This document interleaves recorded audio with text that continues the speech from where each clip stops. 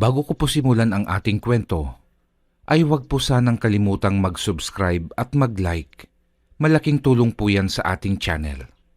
Sa lalawigan ng Panay ay naninirahan ang binatang nagngangalang Erning. Nasa edad 30 na itong si Erning. Mag-isa na lang sa buhay dahil namatay ang mga magulang nito noong nagkaroon ng sakuna sa kanilang lugar. Mas pinili na rin niya ang mamuhay ng mag-isa dahil taglay niya ang mutya ng pinakamakamandag na ahas, ang mutya ng banakon. Isang mutya na ipinagkaloob ng mga katutubo sa kanya bilang pagtanaw ng utang na loob sa tulong na naibigay ni Erning sa kanilang komunidad. Si Erning kasi ang isa sa nagsumikap ipaglaban ang karapatan ng mga katutubo sa kanilang lugar. Ang mutya ng banakon ay nagbibigay proteksyon kay Erning. Bukod sa hindi siya tinatablan ng kahit anong kamandag ng ahas, ay nagbibigay din ito ng lakas at kakaibang kapangyarihan sa kanya. Siya rin ang takbuhan ng mga taong nakakagat ng ahas. Erning, nariyan ka ba? Ha? Tao ho! Oh, ano yun, Estong? At ang aga mong mangbulahaw? Pasensya ka na. May kasama kasi ako dito. Ang sabi ay nakagat daw ng ahas mula pa kahapon. Ipapatingin sana namin sa'yo. O sige, pumasok kayo din eh. Kahapon pa baka mo? Oo daw. Ang sabi ko nga ay bakit hindi dinala dito. Napakamot na lang sa ulo ang lalaking kasama ni Estong.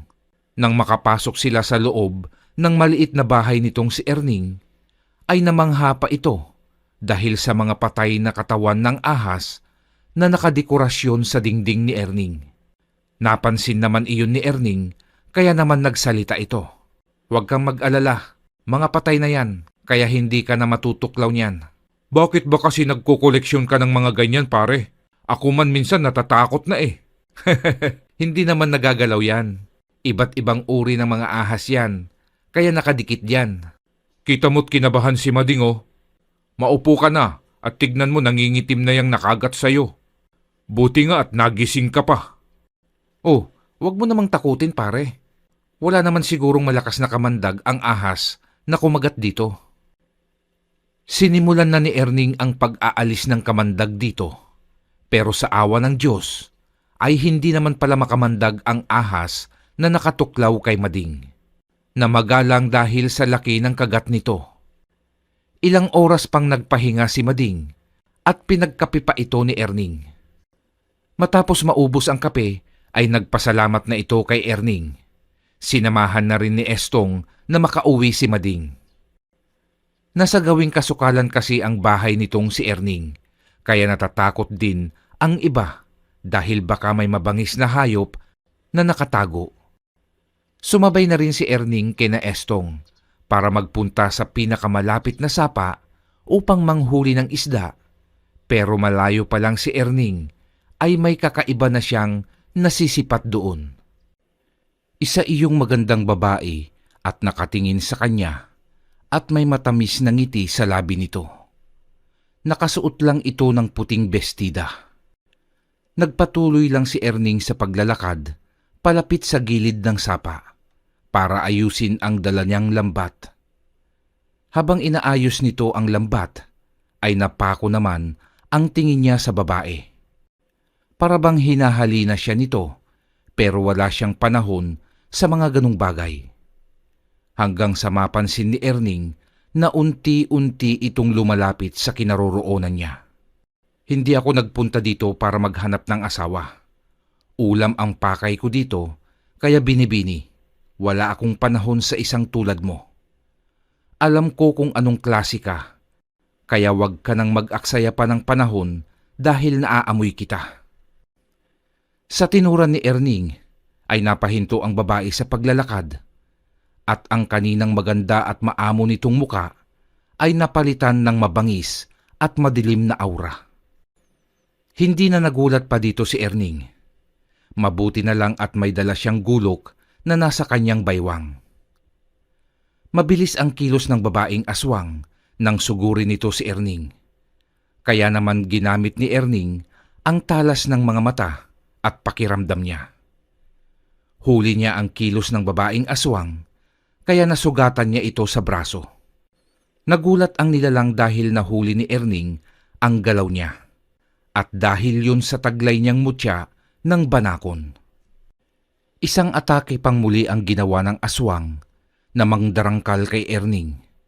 Kaya naman sa halip na bubuhayin pa siya, ay tinuluyan na ito ni Erning.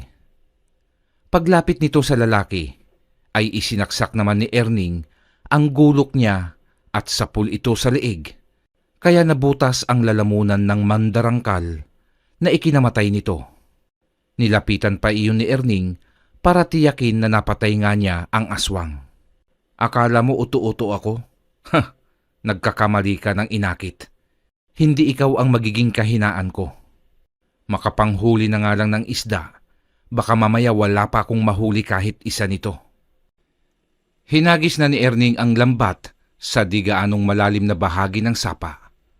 Ilang minuto lang ay hinangon niya na rin ito. Napalingon siya sa napatay niyang aswang at unti-unti na itong nagiging abo at tinatangay na ng ihip ng hangin. May nalambat naman siyang 4 na piraso ng malalaking tilapia, kaya ayos na rin iyon para hanggang mamayang gabing pang-ulam. Isinilid niya ito sa dala niyang fishnet at inayos muli ang lambat para makauwi na rin siya. Pero nakita niyang muli si Estong na tumatakbong palapit sa kanya, kaya hinintay na niya ito na makalapit sa kanyang harapan. Buti at naabutan kita, pre. Yung bahay ni Aling Ason, sinira. Hindi alam kung ano ang may gawa, pero sabi ni Kapitan ay baka raw mga mababangis na hayop. Bakit? Anong nasira sa bahay nila? Yung haligi ng bahay nila, saka yung ilang bintana. May bagong dating kasi silang kamag-anak at buntis yun. Buntis? Anong ibig mong sabihin ngayon? May aswang na sumalakay sa bahay nila kagabi? Ayaw ko mang mag-isip ng ganun, pare. Pero mukhang mayroon. Kasi tignan mo ha, bakit sisirain ng hayop yung bahay nila Aling Ason? Wala namang dating ganun. Mula lang nang umuwi diyan yung anak niya. Napaisip tuloy si Erning dahil sa tinuran ni Estong. May punto ito dahil kanina nga lang ay may umatake rin sa kanya na isa ring aswang. Kaya hindi na siya nagulat sa sinabi ng kaibigan na aswang ang may gawa nun. Niyaya niya na itong lumakad para makabalik sila sa bahay. Ilang milya din ang nilakad ng magkaibigan at doon ay isinalaysay lahat ni Estong ang pangyayari. Naging palaisipan kay Erning kung bakit may aswang sa lugar nila, gayong dati namang tahimik doon. Nagpaalam na si Estong kay Erning, kaya pinayuhan niya si Estong para ipaabot sa mga biktima na mag-iingat na lamang kada gabi kung magkaganon nga. Mabilis na lumipas ang oras at sinakop na naman ng dilim ang buong paligid. Habang abala si Erning sa pag-iihaw ng isda, ay nakita niyang naglalabasan ang ilang makamandag na ahas mula sa madamong bahagi ng kinatitirikan ng kanyang bahay. Lumabas siya para tukuyin kung bakit at dinaanan lang naman siya ng mga ahas. Nilampasan ng mga ahas ang paa niya na parang hindi siya nakikita. Anong meron ngayong gabi? At naglalabasan ang mga ito. Wala namang buwan. Isang itim na ahas ang naroroon. At nakatunghay ito sa kanya. Isa iyong makamandag na banakon o mas kilala ito bilang King Cobra. Kumikislap ang mga mata nito habang lumalabas ang mahabang dila. Nagulat pa si Erning dahil tila ba bahagya pa itong yumuko bago gumapang papalayo. Sinundan niya lang ito ng tingin at nang mawala na ito ay muli siyang pumasok sa loob ng kanyang maliit na bahay. Kumain ng tahimik si Erning at hindi na siya nabigla nang magpakitang muli ang isang malaking ahas na namumula ang mga mata. Kahit na madilim ang paligid, ay nagliliwanag ito dahil sa malaking kumikislap na mapupulang mata. Isang imahe ng ahas na banakon, katulad ng tangan niyang mutya. Di pa man siya nakakainom ng tubig, ay isang malakas na kalabog mula sa bubungan niya ang bumagsak. Medyo nagulat si Erning at nang tignan niya ang kumikinang na ahas, ay natakot yata ito at bigla na lang din nawala. Kinuha niya ang sulo at sinindihan ito. Saka siya lumabas para ilawan kung ano ang bagay na kumalabog sa bubungan ng kanyang bahay.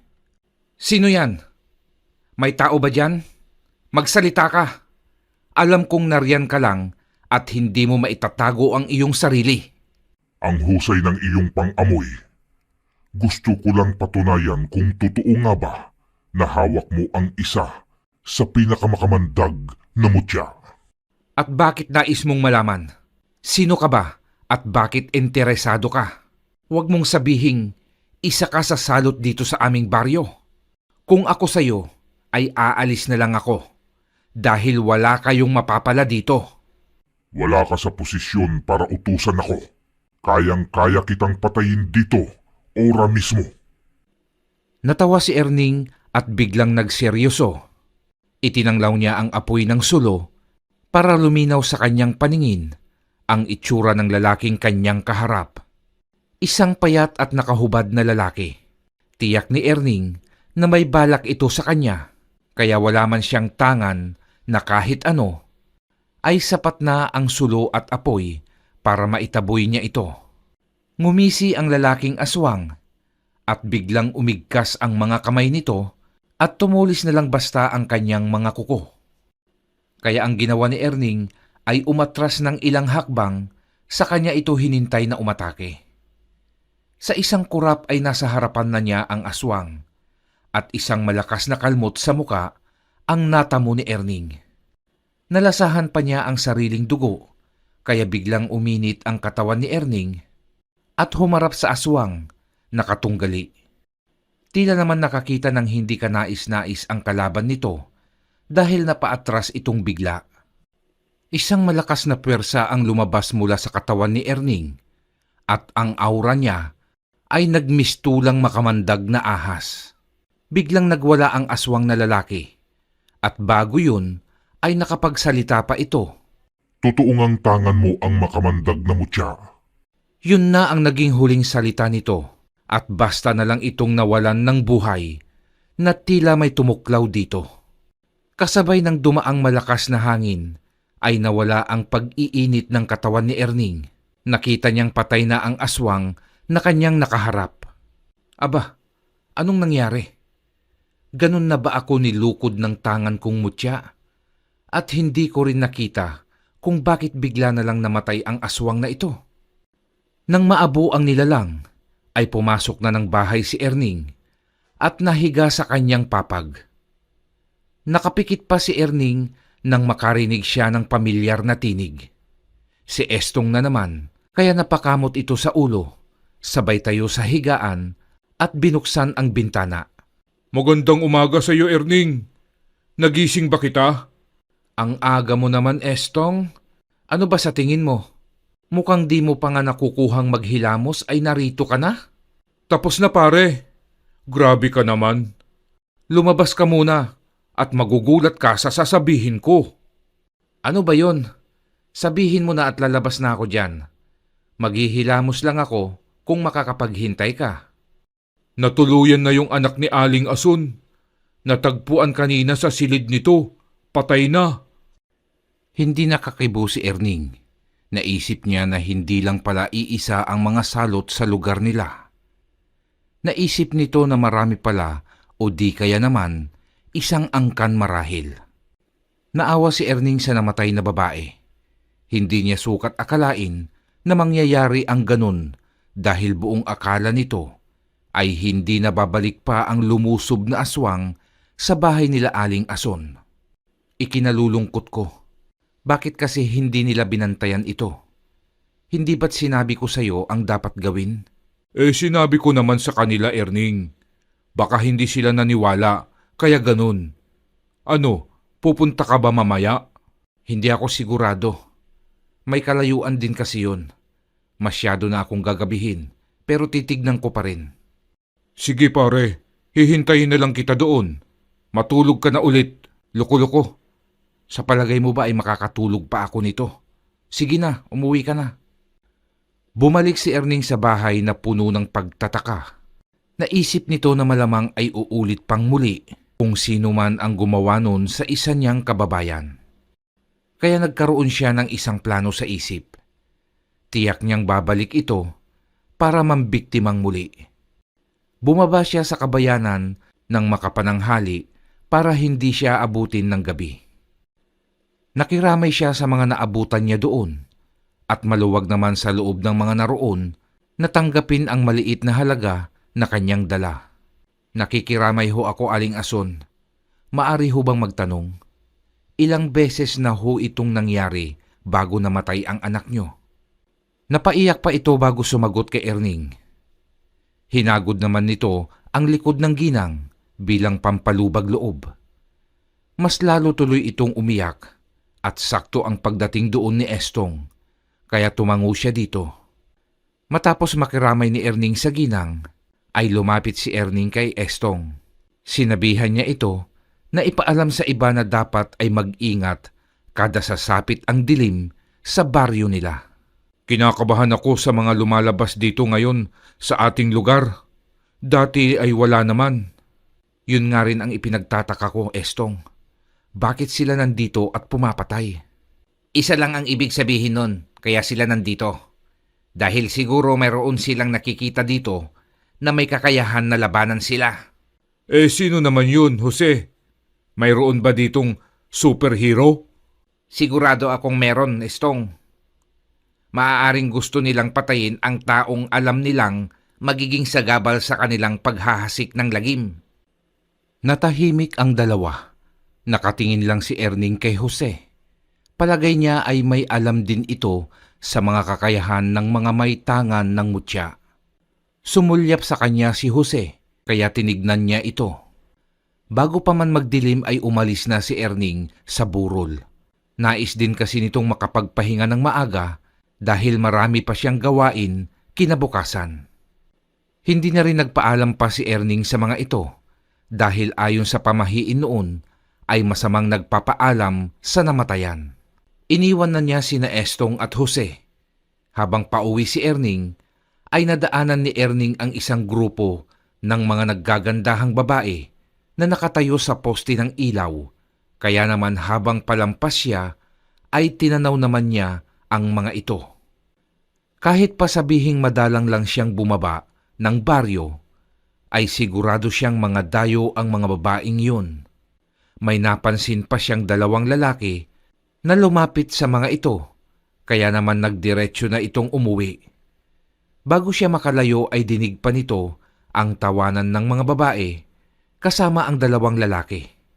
Naisip ni Erning na baka magkakakilala ang mga ito.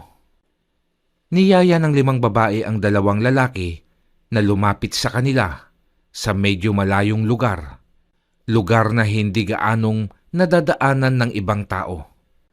Abot tenga pa ang pagkakangiti ng dalawang lalaki dahil tila nakatsamba sila sa mga ito. Hinila ng dalawang babae ang medyo may kalakihan na katawan ng isang lalaki sa madamong bahagi ng lugar.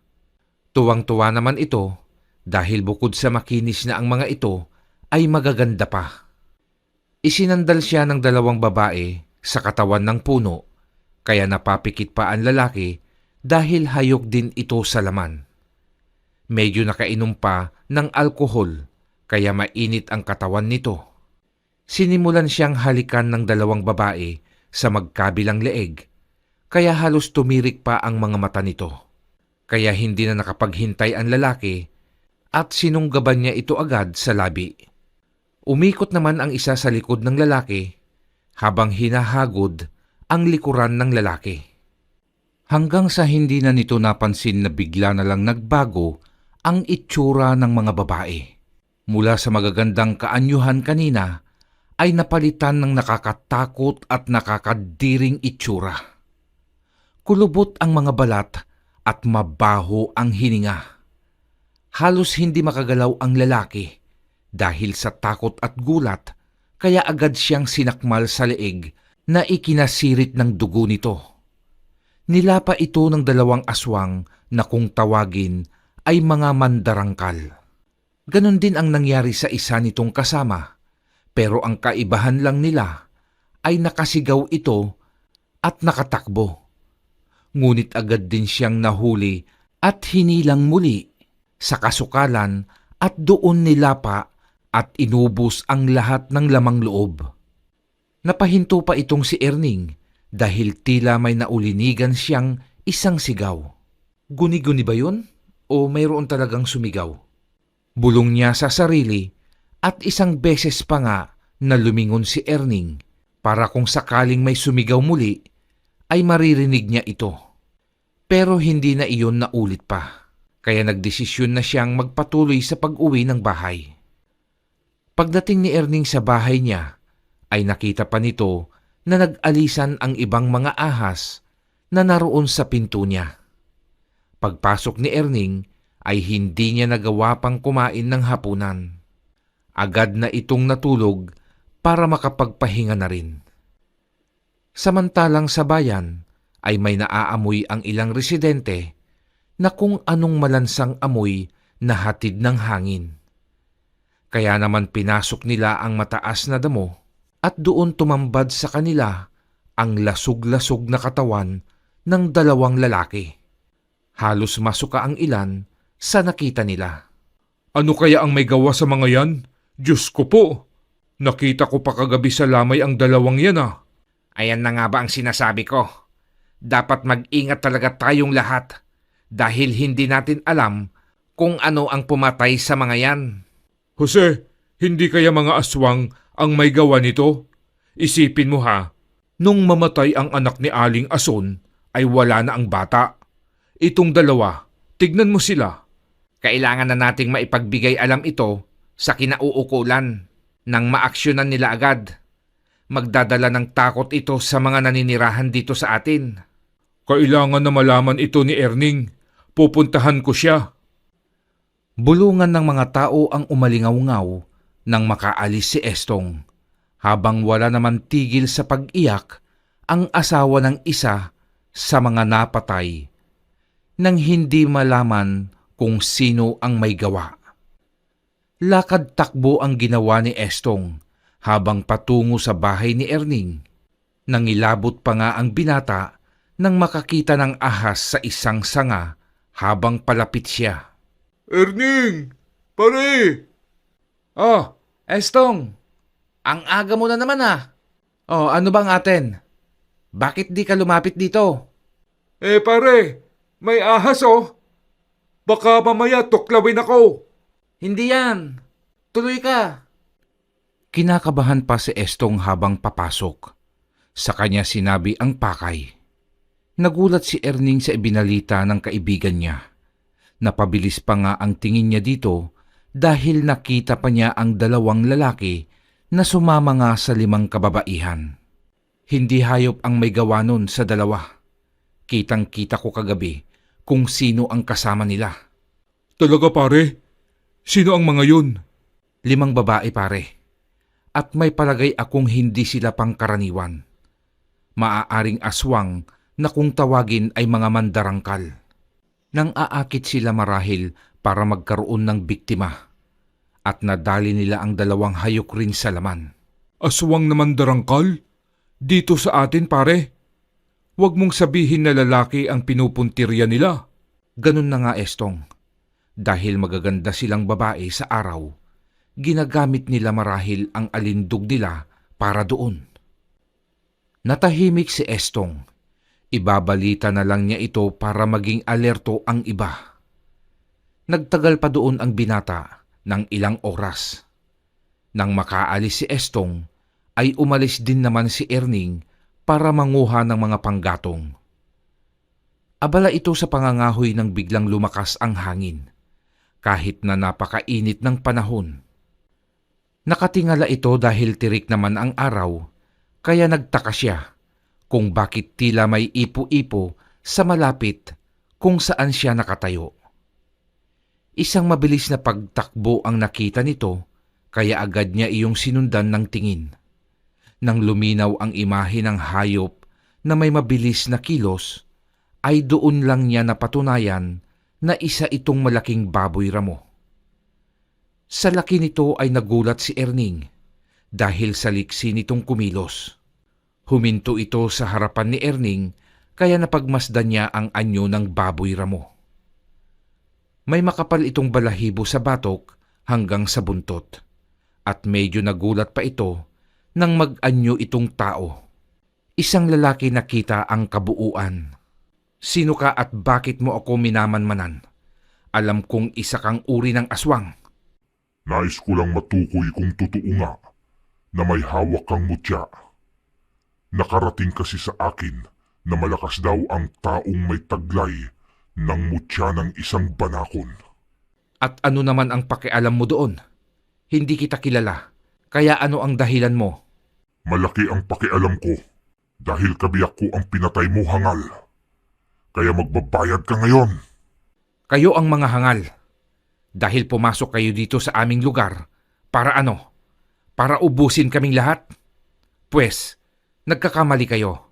Dahil mali ang akala nyo. Muling bumalik sa pagiging baboy ramo ang lalaki na uri ng hari mo doon. Kaya naman hinawakan ni Erning ang kanyang tabak. Mabilis at agresibo ang pagsugod nito kaya naging alerto rin siya sa paglapit nito sa kanya. Mabilis na nakalapit ito kaya wala nang sinayang panasandali itong si Erning. Naglabasan ang iba pang mga ahas kaya hindi na siya nag-iisa. Dumamba ang baboy ramo kay Erning kaya ginamit niya ang liksi. Tinamaan sa batok ang harimudon kaya bagsak ito sa lupa. Pero parang hindi nasaktan dahil agad din na nakatayo. Nagtaka na si Erning dahil bukod pala sa mandarangkal ay may iba pang uri din ng aswang sa kanilang lugar. Tinapos na niya ang laban. Gamit ang itak ay isinaksak ito ni Erning nang sumugod itong muli. Tumilansik ang mga dugo sa damit ni Erning, kaya nagmukha tuloy siyang nagkatay ng hayop. Hindi na nakagalaw pa ang harimudon nang saksakin ito ni Erning. Basta na lang itong bumagsak. Ilang sandali pa niya itong pinagmasdan para matiyak na wala na nga itong buhay. At nang hindi na ito gumalaw pa, ay umalis na siya at pinulot ang mga dalahing panggatong. Hindi na ba matatapos ang mga ito? Nakakapagod na sa totoo lang. Dumadami na ang mga aswang dito sa baryo namin nang hindi ko alam ang dahilan. Nasabi na lang ni Erning sa sarili niya. Naupo siya agad nang makarating sa kanyang bahay. Iniisip kung paano nga ba maitataboy ang mga salot sa lugar nila. Kung mag-isa lang siya laban sa mga aswang na yun, ay baka mas mauna pa siyang mamatay dahil sa pagod sa pakikipaglaban. Mabilis nang sumapit ang dilim. Nagsiga si Erning sa labas ng kanyang bahay para magkaroon naman ng konting liwanag sa paligid niya. Nakaupo siya malapit sa isang puno at pinagmamasdan ang kilos ng apoy. Maya-maya pa ay isang malakas na ihip ng hangin ang dumampi sa balat ni Erning, kaya napatayo ito. Erning, tulong pare! Parang boses na Estong yun ah. Estong? Nasaan ka ba? Erning pare, tulong! Nandito ako sa loob ng matataas na damo pre. Sandali lang Estong. Patakbo na sana si Erning na papasok sa loob ng kanyang bahay nang mapahinto siya sandali at nag-isip. Saka siya tumingin sa damuhan na may kataasan. Naisip nito na bakit mapupunta doon ang kaibigan. Gayong duwag ito kahit na dapit hapon pa lamang. Nagkaroon siya ng isang konklusyon sa isipan. Kinuha ni Erning ang isang tabak at tinawag muli ang kaibigan. Estong, nariyan ka pa rin ba? Ha? Oo pare, bilisan mo na pare.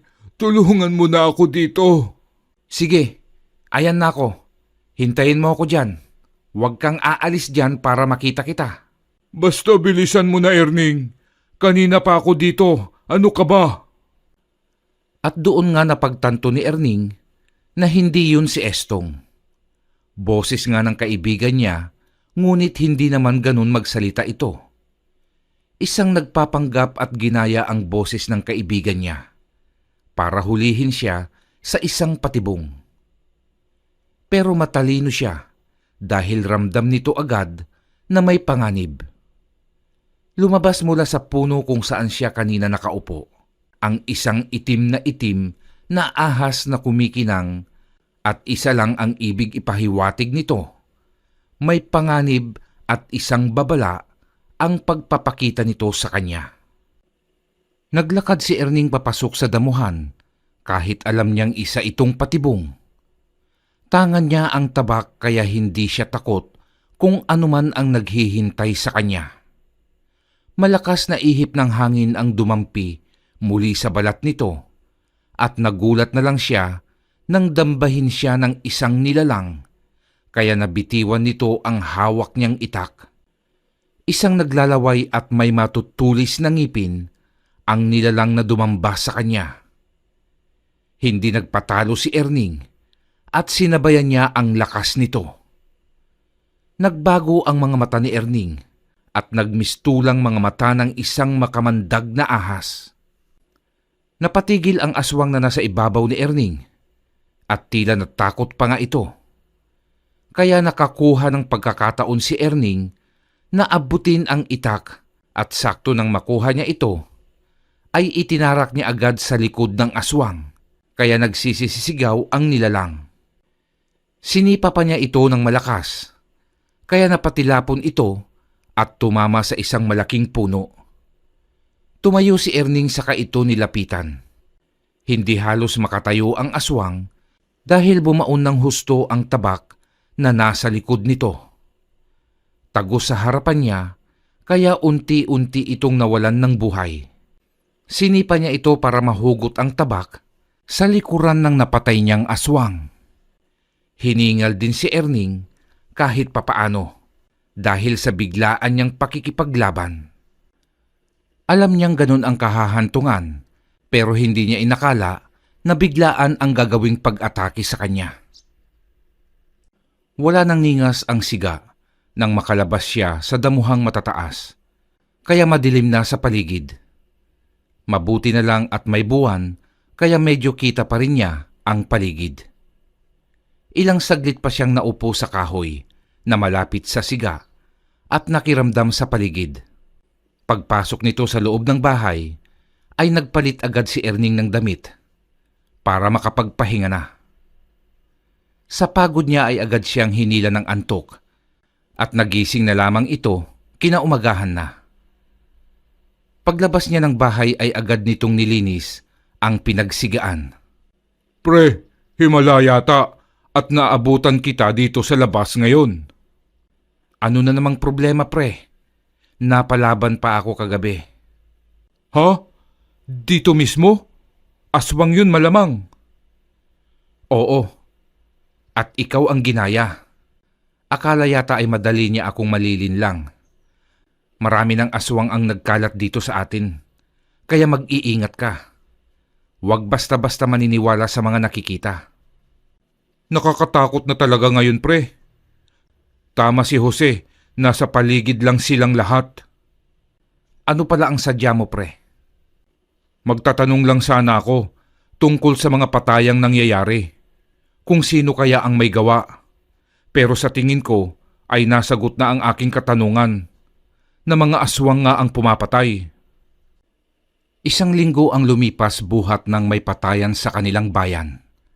Natakot ang ilan at wala nang nakikita pa sa labas ng kanilang mga bahay kada sasapit na ang dilim. Takot sa maaaring mangyari sa kanilang buhay. Dumalang din ang kababalaghan sa baryo nila. Nahinto rin ang mga aswang na nakakalaban ni Erning. Malamang ay nabahala ang mga ito dahil alam nila na hindi sila uurungan ni Erning. Isang linggo na napahinga si Erning sa pakikipaglaban mula sa mga uri ng mga mandarangkal. Kaya naman ang ilan sa mga kalalakihan ay nakampante na umalis na sa kanilang lugar ang mga naturang aswang. Pero isa lang pala yun sa mga patibong para muli na namang makapaghasik sila ng lagim at makapangbiktima. Isang gabi na malamig ang hangin, 3 sa mga kabataan ang naglalakad pa uwi sa kani-kanilang bahay. Nang biglang may humarang na 3 hindi matukoy kung tao o halimaw. Mga pangit at nagtutulisan ang mga kuko, maging ang mga ngipin ng mga ito. Kaya naman sa takot ng mga kabataan ay nagkanya-kanya na silang takbo habang nagsisigawan. Eksakto naman na pauwi ang magkaibigang Estong at Jose na may daladalang panabas. Jose, parang may nagsisigawan ano? Ayun oh, sila Emoy. Oo nga no. Hoy, mga bata, gabi na bakit narito pa kayo sa kalye, ha? Bakit kayo humahangos? May humahabol ba sa inyo? May mga aswang ho doon. Kaya kami tumatakbo. Tayo na, dalian nyo. Sabi ni Emoy sa mga kasama nito. Ano daw Jose? Aswang? Mukhang nagbalik na sila. Hindi pa natatapos ni Estong ang sasabihin, ay nakita na niya na paparating ang 3 tinutukoy ng mga kabataan. Napaatras ang mga ito nang makitang papalapit ito sa kanila. Nanlaki pa ang mga mata ni Estong nang matanglawan ng liwanag ng ilaw na nagmumula sa poste ang mga itsura nito. Saka siya napasigaw. Takbuhan ang 3 kabataan habang nagsisigawan, kaya naman hinila na din ni Estong ang kaibigan nito dahil alam niya na wala silang laban doon. Kahit napagod sa maghapon ang dalawa, ay pinilit rin ng mga ito na makalayo dahil tiyak na katapusan na nila kung sila ay aabutan ng mga aswang. Jose, kaya mo pa ba? Tumakbo lang tayo para hindi tayo abutan ng mga yan. Oo, huwag kang mag-alala. Malapit naman na tayo sa mga kabahayan. Dapat malaman ni Erning ito dahil siya ang may alam sa mga ganito. Tama, kaya bilisan mo na Estong. Malapit na tayo. Tulong! Tulungan niyo kami! May mga aswang! Naglabasan ang mga tao dahil sa lakas ng sigaw nila. At nang makarating ang mga ito sa mismong tapat ng barangay, ay saktong marami naman ang tanod. Nagtaka pa nga sila kung bakit humahangos ang mga ito. Hingal na hingal sila, kaya hinayaan muna nilang makahinga ang mga ito. Ngunit hindi pa man nakakahinga ng maayos sina Estong, ay nasulyapan na rin ng ilan ang paparating na mga aswang. Napaatras ang mga tao sa harapan nila Estong. Nagtataka sila kung bakit ganun na lang ang reaksyon ng mga tanod. Paglingon nila ay nasa likuran na pala nila ang mga aswang. Jose, nariyan na sila. Diyos ko po. Tatawagin ko lang si Erning. Dito ka muna. Pumasok kayo sa loob ng barangay. Mag-iingat ka, Estong. Magtago ka para di ka makita. Lilituhin muna namin sila para makalayo ka. Sige, kayo rin dito mag-iingat kayo. Aalis na ako. Sige na, dalhin mo ito. Makakatulong yan sa'yo. Mga kasama, tayo na sa loob at isarado nyo ang lahat ng pwede nilang daanan. Umalis na agad si Estong nang magkagulo sa paligid, kaya walang nakapansin sa kanya. Ubod bilis ang ginawa niyang pagtakbo para di siya abutan ng mga ito. Pero habang nasa kalagitnaan na siya ng pagtakbo, ay tila naramdaman ng binata na parang may sumusunod sa kanya. Kaya nagtago muna siya sa isang malaking puno na napapaligiran ng makakapal na dahon. Doon siya sumandal para makita kung sino ang nasa likod niya. Nanlaki ang mga mata ni Estong ng isang aswang pala yun, kaya napapikit siya ng mariin at nagdasal ng taimtim para sa kaligtasan niya. Nang makaalis ang aswang, ay mabilis muli siyang tumakbo patungo sa bahay ni Erning. Ilang milya din ang tinakbo ni Estong, at isang saglit na lang ay makakarating na siya doon, kaya naman sumigaw na ito. Erning! Tulong! Estong? Anong problema? Erning, kailangan ka sa bayan. May mga aswang. Nasa barangay sina Jose at may 3 aswang na humahabol sa amin kanina. Tapos habang papunta ako dito, ay may sumusunod sa akin. Kung ganon, narito pa sila. Pasok sa loob. Kailangan ka sa barangay pare. Baka may mangyari kina Jose doon. Hindi yan. Basta may liwanag sila. Hindi papasukin ng aswang ang lugar. Napalunok si Estong nang lumabas mula sa dilim ang isang aswang na sa tingin nito ay siyang sumusunod sa kanya kanina. Nakangisi ito, kaya napapasok si Estong sa loob ng bahay ng kanyang kaibigan. Hawak agad ni Erning ang tabak at itinuro kay Estong ang isang buho na nakasandal sa gilid ng pinto. Pinakuha niya ito sa kaibigan, kaya naman nagkandara pa itong si Estong na nagtungo sa pinto at nanginginig ang kamay na kinuha ang bagay. Pre, anong gagawin ko dito? Pag may lumapit sa iyo dyan, saksakin mo. Huwag kang matatakot. Ha? Pero baka di ko magawa. Kaya mo yan, pre. Huwag kang kabahan. Kung papatalo ka sa takot, ikaw ang kakainin nila. Bumalik ang atensyon ni Erning sa aswang na nasa harapan niya. Isang mandarangkal nga ito.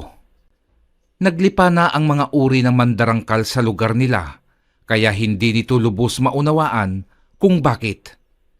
Dahil marami ang mga naaakit sa panlabas na anyo ng isang tao, kaya ganun marahil. Pumikit si Erning habang nararamdaman niya ang lamig sa bawat ihip ng hangin sa kanyang balat. Pagdilat nito ay nasa mga mata niya ang isang mata ng makamandag na ahas, kaya napaatras ang mandarangkal na kanyang kaharap. Ngunit hindi nahahayaan pa ni Erning na makaalis ito. Tiyak na mas marami ang kasama nito, kaya tatapusin na rin niya ang buhay nitong aswang na mandarangkal. Umangil ito dahil nahalata kay Erning na halatang hindi na siya nito patatakasin pa. Umabante si Erning ng 2 hakbang, kaya naman napaatras ang mandarangkal. Nanlilisik ang mga mata nito na halatang nais paslangin ang katunggali. Naunang sumugod ang mandarangkal. Nagulat pa si Estong dahil sa bilis ng kilos ng aswang, kaya naman napatago siya sa haligi. Inatake ng mandarangkal si Erning sa pamamagitan ng mga matutulis nitong kuko. Pero nakailag ng mabuti si Erning, kaya mas lalong nagalit ang aswang. Muli ay sumugod ito kay Erning at sa pagkakataong iyon ay nahagip nito ang kanan niyang muka, kaya nagtamo siya ng galos doon. Pre, ingat ka! Nakatsamba lang to.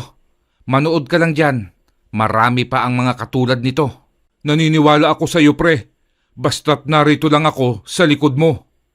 Ayos! Nakangisi pa ang mandarangkal ng mapuruhan si Erning, pero baliwala naman yun dito dahil mas mabilis ang ginawang pagkilos ni Erning. Hawak ang tabak ay sumugod siya dito at walang pag-aalinlangan na sinugatan ang kalaban. Hindi nakakilos ang mandarangkal dahil sa nakita niyang anyo ng isang banakon nang papalapit na itong si Erning, kaya sapul ito sa leeg.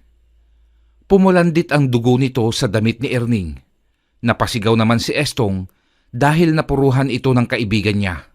Napaluhod ang aswang habang hawak ang sariling leeg. At hindi na naghintay pa si Erning na makabawi ito. Itinaas niya ang hawak na tabak, sa kanya ito tinagpasan ng ulo.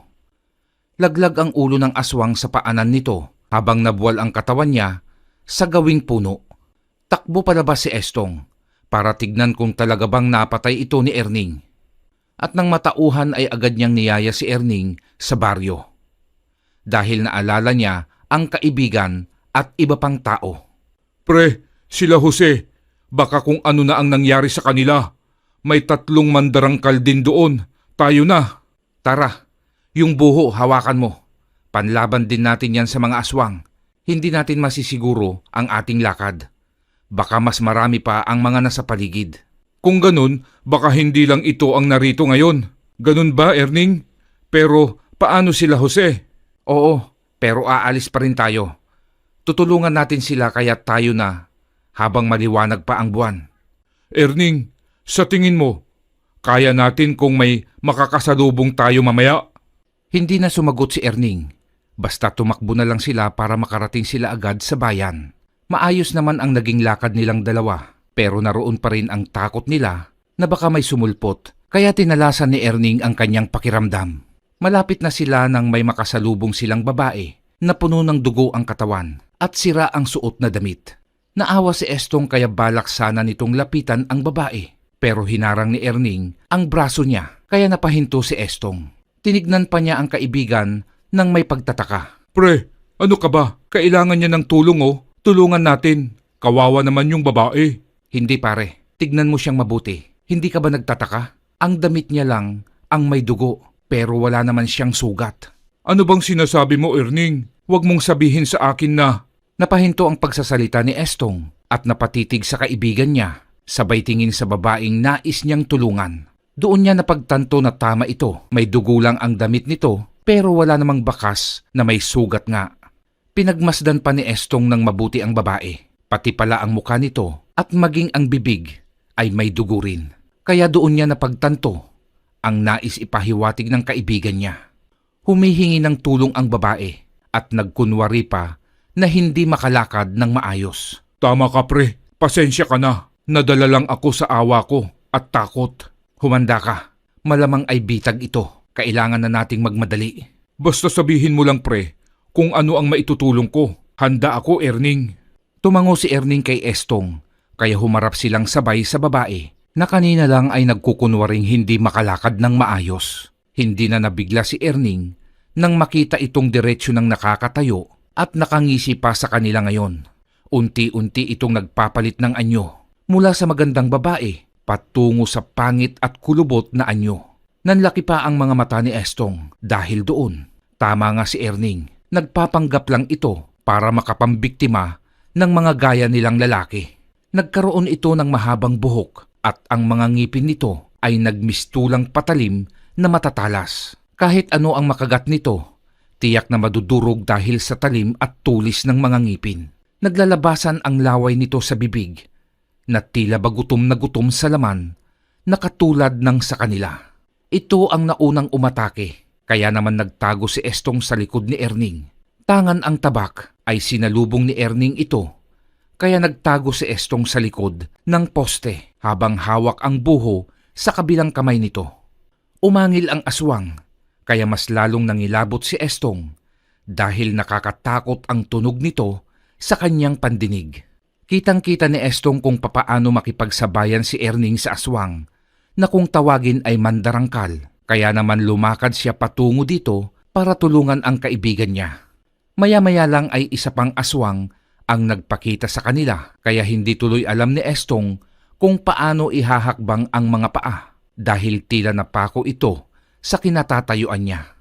Pero nilakasan ni Estong ang loob dahil sumagi sa isipan niya ang kaibigan na naghihintay sa kanila ni Erning. Pre, paano ba ito pre? Kaya mo yan, Estong. Basta't lakasan mo ang loob mo. Sige, basta't alalayan mo ako. Kailangan na tayo nila Jose.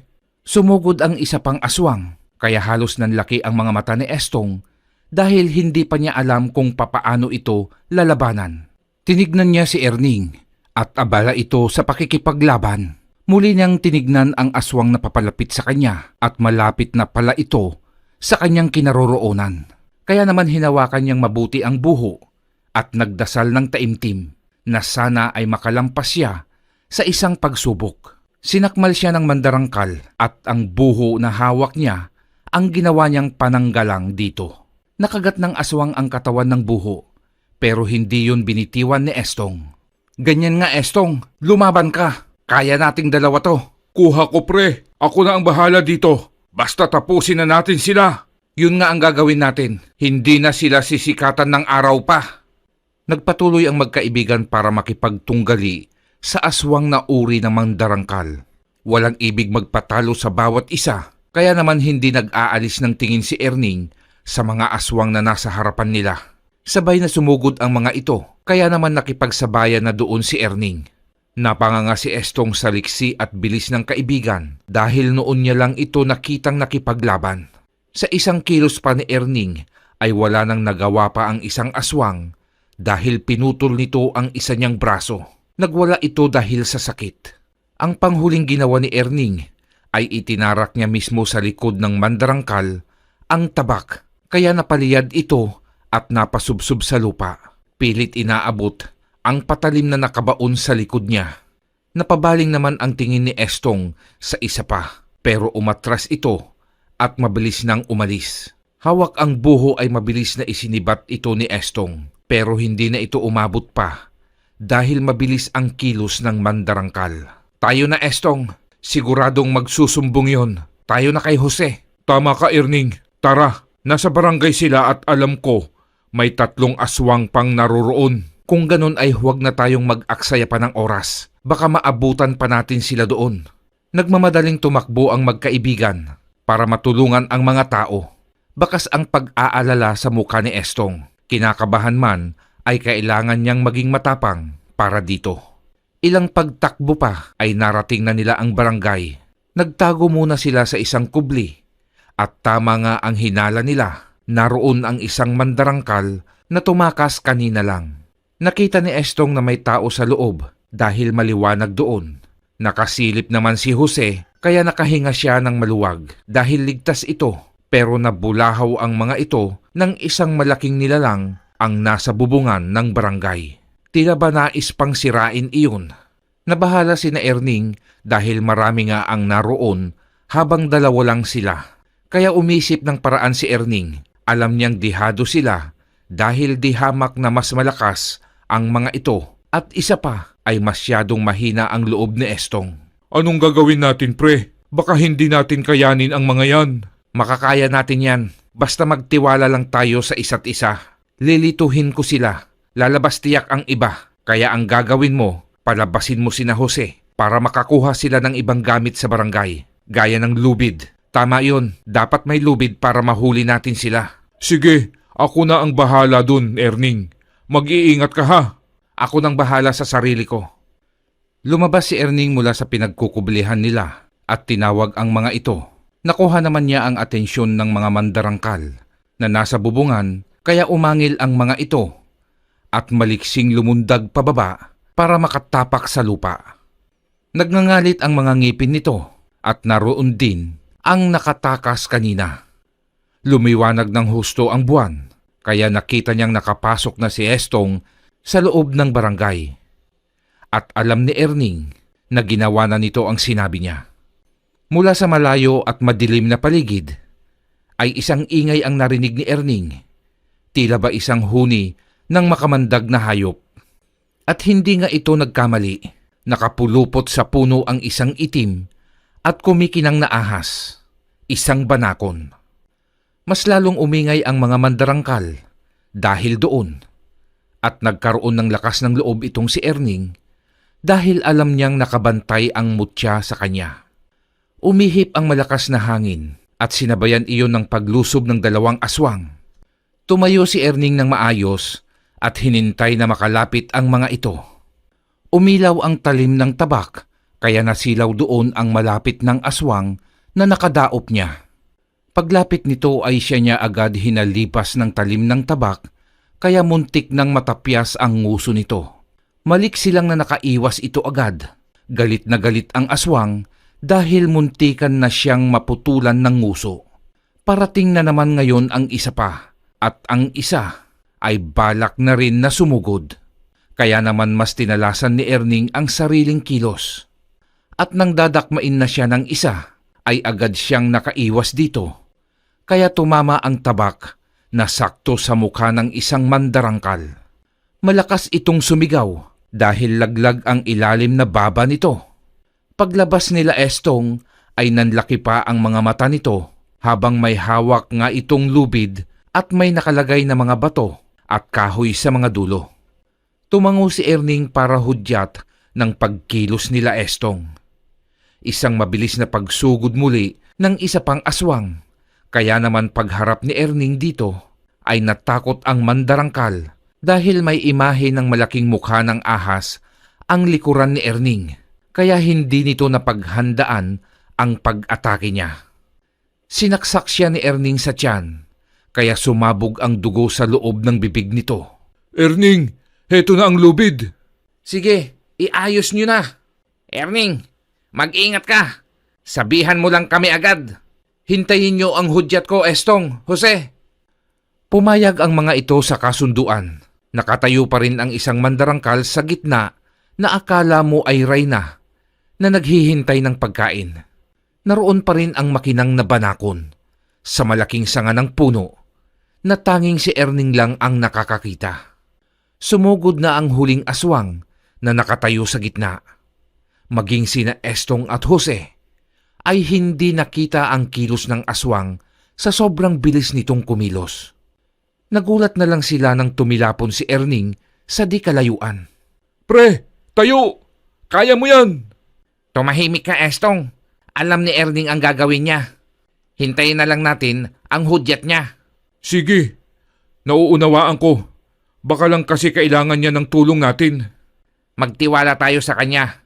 Alam natin pareho na may taglay siyang kakayahan. Hindi na kumibo si Estong. Tinitigan niya ang kaibigan kung makakatayo pa ba ito dahil sa lakas ng pagbangga niya sa puno. Pero natulala sina Estong dahil parang walang nangyari kay Erning. Parang walang masakit dito. Kaya nang tumakbo si Erning patungo sa mandarangkal, ay napatulala ang mga taong naroroon dahil sa tapang at lakas ng loob nito kahit pa mag-isa lang siya. Tinalon ni Erning ang kinatatayuan ng aswang na mandarangkal, pero maggilas talaga itong umilag, kaya sa lupa tumama ang dalang tabak ni Erning. Hinabol ito ng kaibigan ni Estong, at nang masukol sa gitna ay nagkatinginan pa sina Erning at ang kalaban nito. Naglalaway na ang aswang, kaya sinenyasan ni Erning ang mga ito na ihanda na ang lubid dahil baka anumang oras ay tumakas ito. Estong! Yung lubid! Handa na, Erning! Sumenyas ka lang, pre! Sumugod muli ang mandarangkal kay Erning, pero sa pagkakataon na yon ay nasangga na ni Erning ang mga kamay nito. Binali iyon ni Erning kaya napahiyaw ang aswang. Nang bitawan ito ni Erning ay pagdaka na lang na lumipad ito at doon na inabot ng dalawa ang lubid na may bato sa dulo. Ipinaikot pa iyon ni Erning at pagkatapos ay ibinato nito sa mandarangkal. Nahuli ang mga paa nito kaya bigla itong bumulusok pababa. Tumakbo pa si Erning para makita kung saan ito mahuhulog at kasunod nito ang mga tao, kabilang sina Estong at Jose. Bumagsak ang mandarangkal sa di kalayuan at sakto na malapit na rin ang pagsikat ng araw. Pinipilit nitong alisin ang taling nasa paa habang nagngangalit sa galit. Nang makalapit si Erning, ay pilit siya nitong inaabot. Kaya ang ginawa nito ay inundayan niya ito ng suntok. Tapusin mo na yan, Erning, nang matapos na ang lahat. Gagawin ko pare, huwag kang mag-alala. Hawak ang mahaba at matalim na tabak ay mas lumapit pa si Erning dito, ngunit isa palang pagkakamali iyon dahil naalis ng aswang ang lubid sa paa, kaya nasakmal siya nito sa braso. Nakagat ng aswang na mandarangkal itong si Erning, kaya nabuwal sila at nasa ibabaw ang nilalang. Dinunggol niya ng tabak ang mukha nito, kaya naalis ito sa katawan niya. Dumugo ang nasugatang braso ni Erning at napapikit siya dahil sobrang kirot ng sugat niya.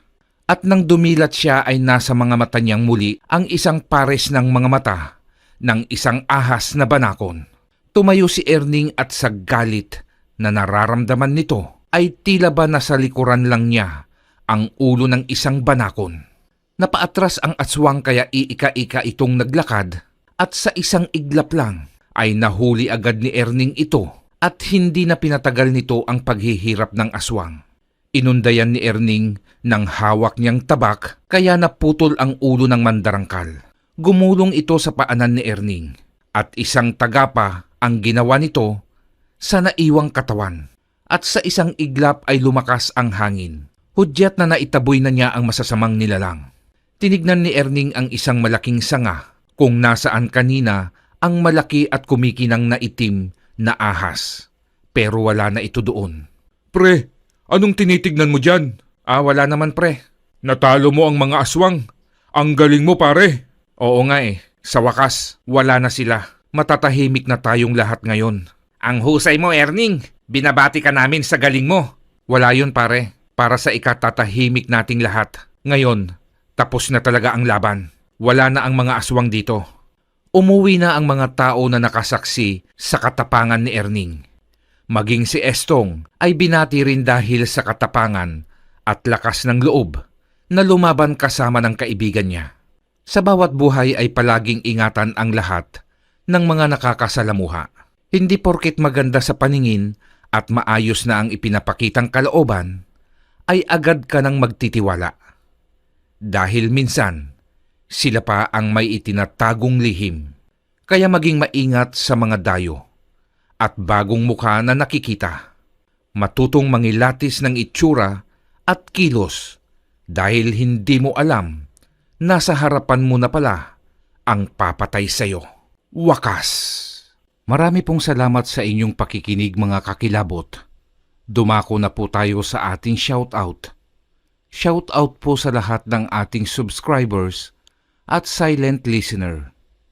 Shoutout din po kina Kakilabot, Bioli Liharso, Ellen Kiano, Elsa Gonzalez from China, Emmanuel Escobel from Laguna, Baldayot from Kalinog, Iloilo, Tita Sareno, Henry Bailon from Saipan, Asili Gumban, Milagrosa Luke from Hong Kong, Ronilo del Rosario, Justin Rolf Servidad, Kenzo 015, Norieta Kapunpun, Blesilda Basig, Minda Estipular, Virginia Veley, Inday Samonte, Jenny Mangublanan, Chris Alcantara, Joper Astillasa 21, Chodolpo Velasco, Marky Suzuki, Sinaida Desa, Julius Autido, Charlene Gumansing from Muscat, Oman, Daniel Picardal, Gan Igios, Marvin Jimena, Watcher, Ella Jade, Hagibis Volcano, Hilawayon TV, Army Borja, and Jerry Aloya. Muli po ay marami pong salamat sa inyong lahat, mga kakilabot. Kita-kits po sa susunod nating kwento.